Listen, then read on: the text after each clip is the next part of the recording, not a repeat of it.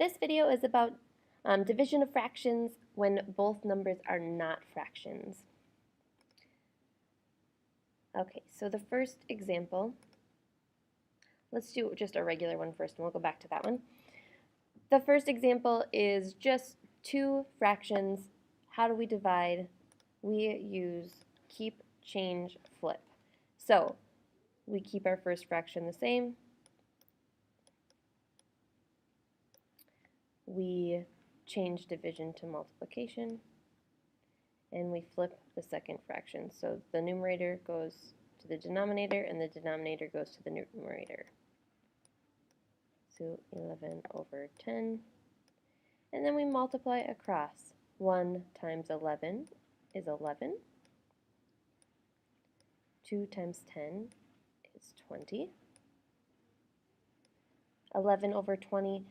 There is not a way that I can simplify this at all, so that is my final answer. You could also use the giant 1 method. If this one makes more sense to you, I'll use a different color. You can do 1/2 and put it over 10 over 11.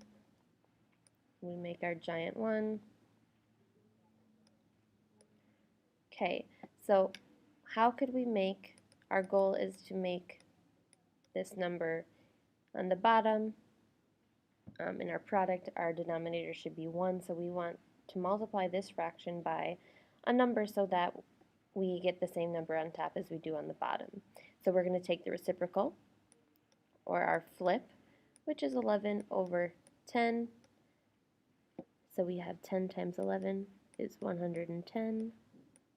11 times 10 is also 110. So that really does equal 1. So since we have 11 tenths on the bottom, we also want to put it on top,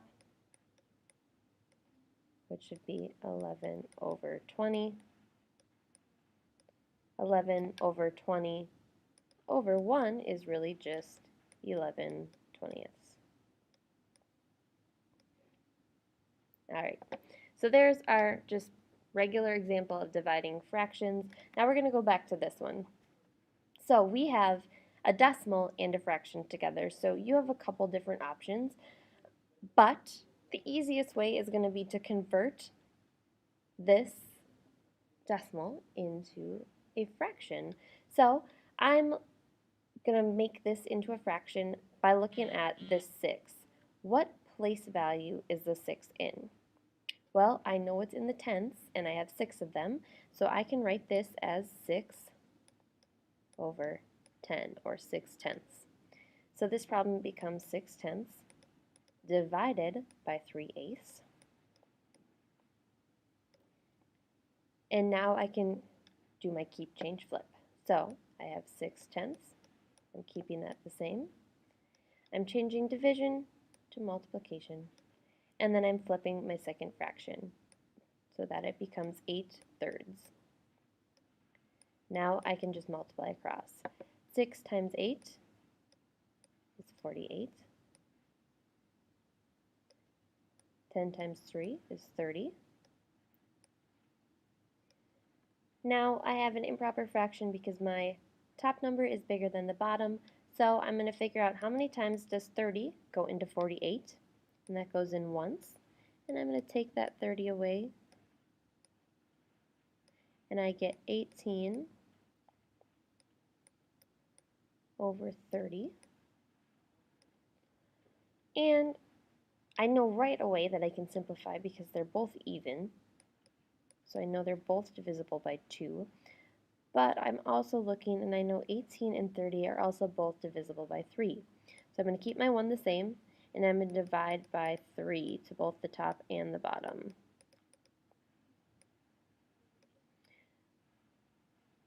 Okay, so that might be something that you see. You might also notice that they're divisible by 6, so actually let's do that, because that's going to be less work for us in the end. So I'm going to divide by 6 instead. 18 divided by 6 is 3, and 30 divided by 6 is 5. So I end up with an answer of 1 3/5. Again, you could do that same method with the giant 1, or you could divide decimals and you could change 3/8 into a decimal, but that's going to take a lot more work because if you do 3/8, you're going to have to divide to get your decimal first, so do 3 divided by 8.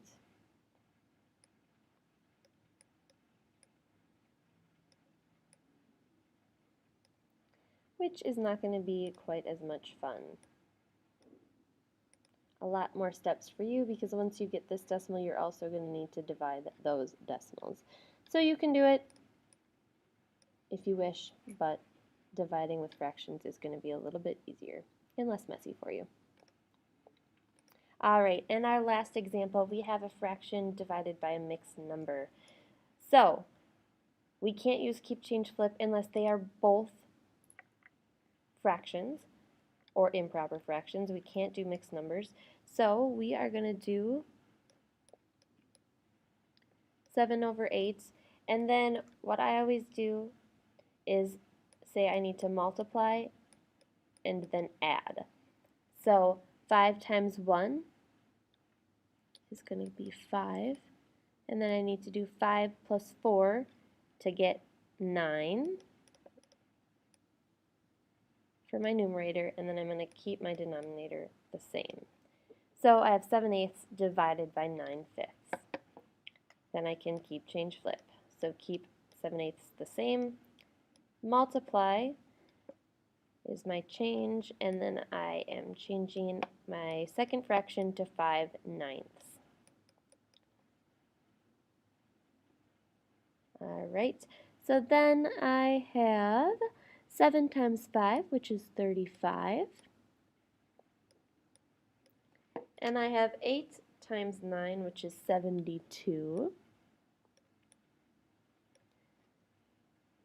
Now, I need to figure out if there is a number that goes into both 35 and 72. 5 doesn't work. 2 doesn't work. They're both, or one is odd, one is even. So I think that this is as simplified as it can get. So that would be my final answer. All right, good luck.